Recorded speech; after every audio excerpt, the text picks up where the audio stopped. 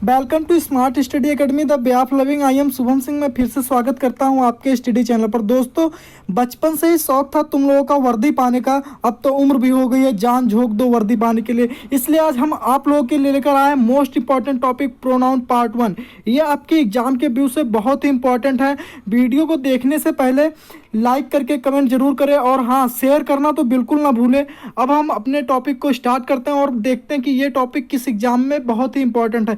देखिए, ये टॉपिक हमारे Air Force, Navy, SSC, NDA, CDS, AFCAT, army clerk और DRDO, TET, Delhi police, Bihar police के लिए बहुत ही इंपॉर्टेंट है। इसलिए आप प्रोनाउन को पढ़ना ना भूलें।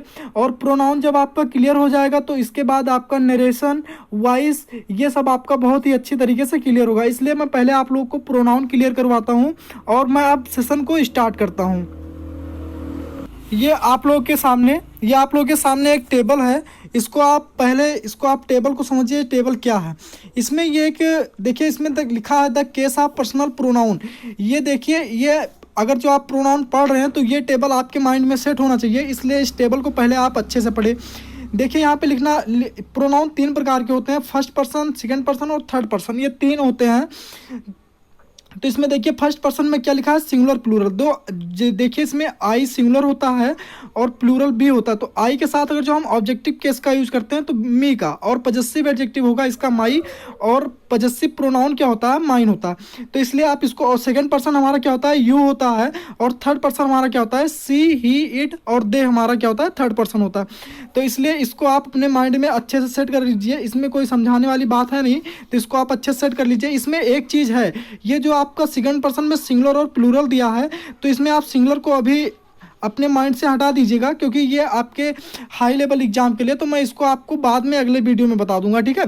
बाकी ये अपने माइंड में सेट कर लीजिए कि हाँ, आई का सब्जेक्ट ऑब्जेक्ट क्या होता है, मी होगा। बी का ऑब्जेक्ट क्या होता है, अस होता है। यू का ऑब्जेक्ट क्या होता है, यू होता है। सी, ही, इट का ऑब्जेक्ट क्या होगा, सॉरी, हर, हिम, इट होगा। और दे का हमारा देम होगा, और दे हमारा प्लूरल है। तो ये आप अपने माइंड में सेट कर लीजिए। बाकी और जो ये सिंगुलर वाली बात है तो मैं आपको अगले वीडियो में स्टार्ट करूंगा।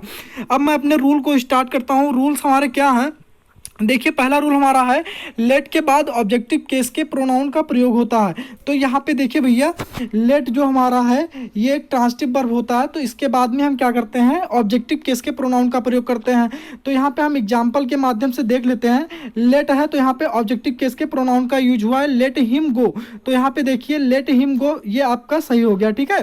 तो ये आप अपने माइंड में सेट कर लीजिए, लेट हिम गो, ठीक है।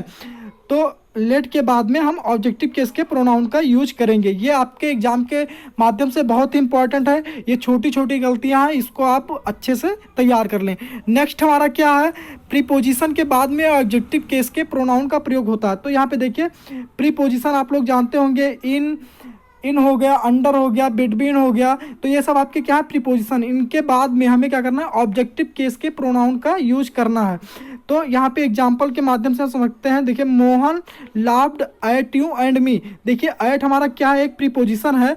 तो इसके बाद में हमने देखा, यहाँ पे एट के बाद में हमने ऑब्जेक्टिव केस के प्रोनाउन का यूज किया। यू एंड मी हमारा ये क्या है, यू और मी हमारा ऑब्जेक्टिव केस के प्रोनाउन है, ठीक है। यहाँ पे देखिए, डिवाइड दीज मैंगोज, बेडबीन। बेडबीन हमारा क्या है, प्रीपोजिशन है जो 2 लोगों के लिए यूज होता है। और इसके बाद में हमने देखा यहाँ पे ऑब्जेक्टिव केस के प्रोनाउन का यूज हुआ है। तो ये आपका इंपॉर्टेंट रूल है, तो इसलिए ये भी अपने माइंड में सेट कर लीजिए, ठीक है। तो क्या, प्रीपोजिशन के बाद में ऑब्जेक्टिव केस के प्रोनाउन का यूज होता है, ठीक है, क्लियर। नेक्स्ट क्या है हमारा, नेक्स्ट है हमारा, जीरेंड के बाद ऑब्जेक्टिव केस के प्रोनाउन का प्रयोग होता है। अब आप समझिए, जीरेंड क्या होता है। जीरेंड होता है वर्ब में आईएनजी जोड़ देना, वर्ब की फर्स्ट फॉर्म में आईएनजी जोड़ देना, ये हमारा जीरेंड कहलाता है। तो देखिए, इसमें टाक हमारा क्या है, वर्ब है, इसमें हमने आईएनजी को जोड़ दिया है। तो इसमें टाकिंग हमारा क्या हो गया, ये हमारा जीरेंड हो गया। तो इसमें क्या कह रहा है कि जीरेंड के बाद में ऑब्जेक्टिव केस के प्रोनाउन का यूज होता है। तो देखिए, जीरेंड ये हमारा टाकिंग है, इसके बाद में हमने ऑब्जेक्टिव केस के प्रोनाउन का यूज किया है। Talking him was not pleasant. तो यहाँ पे आपको ये अपने माइंड में सेट करना है कि जीरेंड के बाद में ऑब्जेक्टिव केस के प्रोनाउन का यूज होता है, ठीक है, क्लियर। नेक्स्ट हमारा क्या है, नेक्स्ट हमारा है इन्फिनेटिव। इन्फिनेटिव क्या होता है, ये भी आप लोग जान जाइए। इन्फिनेटिव होता है टू प्लस B1, टू के साथ में अगर जो वर्ब की फर्स्ट फॉर्म का यूज किया जा रहा है तो हमारा इन्फिनेटिव होगा।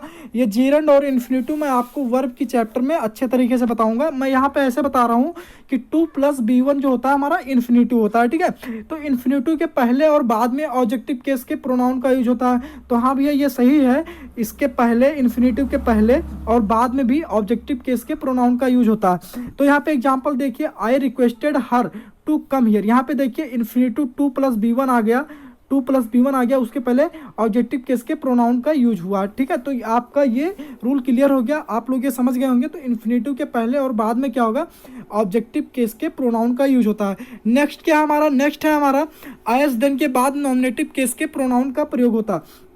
तो इसमें देखिए क्या है कि कभी जब एज देन किसी भी सेंटेंस में यूज होता है तो उसमें क्या होता है कि तुलना किया जाता है। क्या होता है, तुलना किया जाता है। अब इसमें देखिए क्या है, मोहन एज देन के बाद में क्या है, एज देन के बाद नॉमिनेटिव केस के प्रोनाउन का प्रयोग होता है। तो इसमें देखिए एग्जाम्पल क्या है, Mohan is as fast as आई।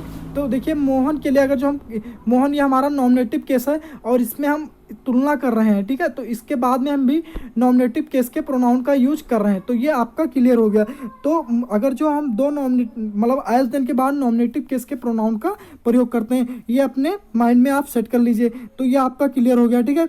इसमें दो नॉमिनेटिव के बीच में तुलना हो रहा है, मोहन और मेरे बीच में, मतलब मोहन और आई के बीच में तुलना हो रहा है, तो इसलिए हो गया, ठीक है। अब नेक्स्ट क्या है, नेक्स्ट है हमारा लेकिन दो ऑब्जेक्टिव के बीच में तुलना होने पर एज देन के बाद ऑब्जेक्टिव केस के प्रोनाउन का प्रयोग होता है। अब भैया देखिए ऑब्जेक्ट क्या होता है, देखिए इसमें क्या है, I love you as much as him. तो इसमें देखिए एक ऑब्जेक्ट ये हो गया और एक ऑब्जेक्ट ये हो गया।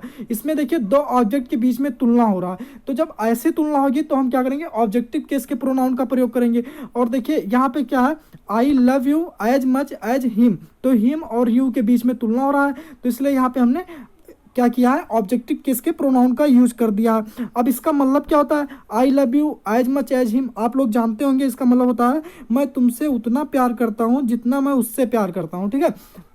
तो यहाँ पे क्या है, किसी पुरुष की बात हो रही है, I love you as much as him. तो यहाँ पे दो ऑब्जेक्टिव के बीच में तुलना हो रही है, इसलिए ऑब्जेक्टिव केस के प्रोनाउन का यूज हो रहा है, ठीक है। और हमारा नेक्स्ट एंड लास्ट रूल क्या है, तीनों पर्सन के प्रोनाउन का प्रयोग एक साथ करना हो तो 2 3 1 के सीक्वेंस को फॉलो किया जाता है। हाँ भैया ये बात सही है कि अगर जो 3 पर्सन आगे, मतलब हमारा first person, second person and third person, हमारे तीनों पर्सन अगर कि इनको तीनों मिलाकर हमें बात करना है तो हम क्या करेंगे, इसमें हम 2 3 1 का सीक्वेंस जो होगा इसको फॉलो करेंगे। तो और एक बात और यहाँ पे जब हम 2 3 1 का सीक्वेंस जब हम फॉलो करेंगे तो क्या होगा, गुड सेंस होगा। क्या, गुड सेंस होगा, मतलब कोई अच्छी बात होगी तभी हम 2 3 1 का सीक्वेंस फॉलो करेंगे। अब यहाँ पे आप लोग समझिए कि 2 3 1 क्या होता है, 2 का मतलब होता है सेकेंड पर्सन, क्या होता है, सेकेंड पर्सन होता है, ठीक है। और हमारा 3 क्या है, थर्ड पर्सन हमारा है, थर्ड पर्सन हमारा हो गया, ठीक है। और हमारा 1 क्या है, हमारा ये हो गया फर्स्ट पर्सन, ठीक है, फर्स्ट पर्सन हमारा हो गया। तो 2 3 1 का मतलब 2 का मतलब सेकेंड पर्सन और 3 का मतलब थर्ड पर्सन और 1 का मतलब फर्स्ट पर्सन। तो यहाँ पे देखिए यू ही एंड आई गो दियर, मतलब तुम, वह और मैं वहाँ जा रहे हैं। तो यहाँ पे देखिए क्या है, यहाँ पे यू हमारा सेकंड पर्सन है, ही हमारा थर्ड पर्सन है और आई हमारा फर्स्ट पर्सन है। तो यहाँ पे 2 3 1 का रूल फॉलो हो रहा है, तो ये एग्जांपल हमारा बिल्कुल सही है। और यहाँ पे देखिए गुड सेंस की बात हो रही है, गुड सेंस की बात हो रही है। तो यहाँ पे अगर जो गुड सेंस की बात होती है तो हम 2 3 1 के सीक्वेंस को फॉलो करते हैं। लेकिन क्या है, अगर जो हम कभी अगर तीनों पर्सन के प्रोनाउन का प्रयोग, लेकिन क्या है, अगर तीनों पर्सन के प्रोनाउन का प्रयोग, पर्सन के प्रोनाउन का प्रयोग एक साथ बैड सेंस के लिए, कोई बुरी आदतें हो गई उसके लिए करना हो तो हम 1 2 3 का सीक्वेंस को फॉलो करते हैं। मतलब 1 का मतलब क्या हो गया, फर्स्ट पर्सन, और 2 का मतलब क्या हो गया, सेकेंड पर्सन, एंड थर्ड का मतलब क्या हो गया, थर्ड पर्सन। क्लियर। तो अगर जो कहीं भी बैड सेंस की बात होती है तो हम 1 2 3 के रूल को, मतलब सीक्वेंस को फॉलो करते हैं। तो यहाँ पे देखिए आई हो गया हमारा फर्स्ट पर्सन, यू हो गया हमारा सेकेंड पर्सन एंड ही हो गया हमारा थर्ड पर्सन। तो यहाँ पे क्या, I you and he are criminal, मैं, तुम और वह क्या क्रिमिनल है। तो यहाँ पे एक बुरी आदतों को फेस किया जा रहा है, तो इसलिए यहाँ पे क्या होगा कि यहाँ पे 1 2 3 के सीक्वेंस को फॉलो किया जाएगा। तो ये आपके जो टॉप 6 रूल थे ये बहुत ही इंपॉर्टेंट है और आप प्रोनाउन को बहुत ही बेहतरीन तरीके से तैयार करिए और मैं बहुत ही बेहतरीन तरीके से आपको पढ़ाऊंगा, ठीक है। और वीडियो को शेयर कर लीजिए। अगर जो वीडियो आपको अच्छी लगी हो तो लाइक करना ना भूलें, कमेंट भी करें और कमेंट में बताएं कि हाँ आपको कितना समझ में आया, ठीक है। तो आप लोग अपनी तैयारी जारी रखिए, उसके साथ में मैं भी आप लोग के साथ में मेहनत कर रहा हूँ, तो ठीक है, आप अपनी तैयारी अच्छे से करिए। तब तक के लिए जय हिंद, जय भारत।